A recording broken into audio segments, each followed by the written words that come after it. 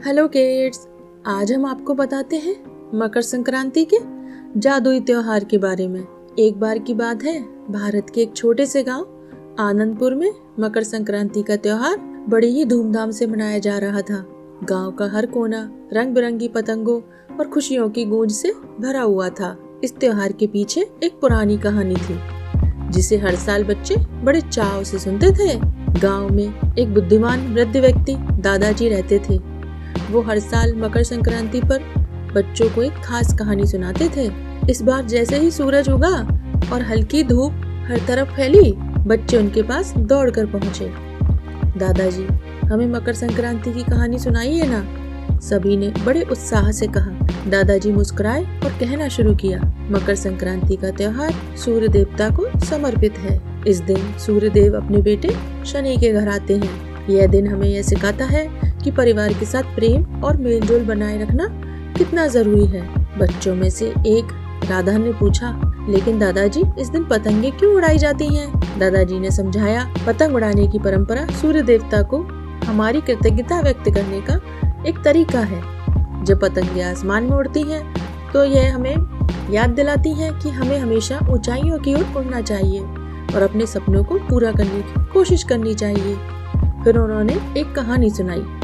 बहुत समय पहले एक राजा था जिसका नाम विक्रम था। वो मकर संक्रांति पर हर साल अपनी प्रजा के लिए एक बड़ा भोज आयोजित करता था। एक साल उसने देखा कि लोग केवल खाने पीने और पतंग उड़ाने में व्यस्त थे, लेकिन वो चाहता था कि वे इस त्योहार का असली मतलब समझें। इसलिए उसने एक प्रतियोगिता आयोजित की। उसने कहा, जो सबसे ऊंची पतंग उड़ाएगा और उसे सबसे लंबे समय तक हवा में रखेगा, उसे एक अनमोल इनाम मिलेगा। लेकिन शर्त ये है कि पतंग उड़ाते समय आपको दूसरों की मदद भी करनी होगी। गांव के सभी लोग पतंगे लेकर मैदान में आए।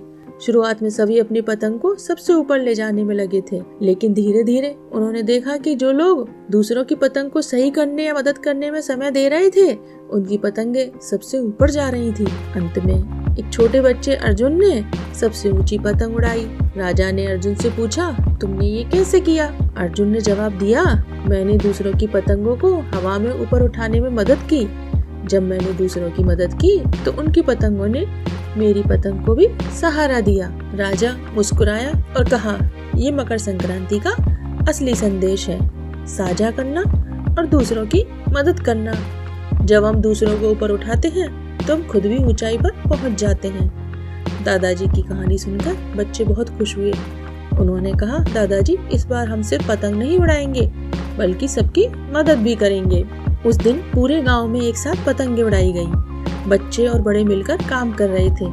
हर तरफ से हंसी और खुशी की आवाजें आ रही थी। मकर संक्रांति के इस जादुई त्योहार ने पूरे गांव को सिखा दिया कि प्रेम, सहयोग और एकता से बड़ा कोई इनाम नहीं होता। सीख, मकर संक्रांति का असली संदेश यही है कि हम दूसरों की मदद करें, खुशियां बांटें और एकता से आगे बढ़ें।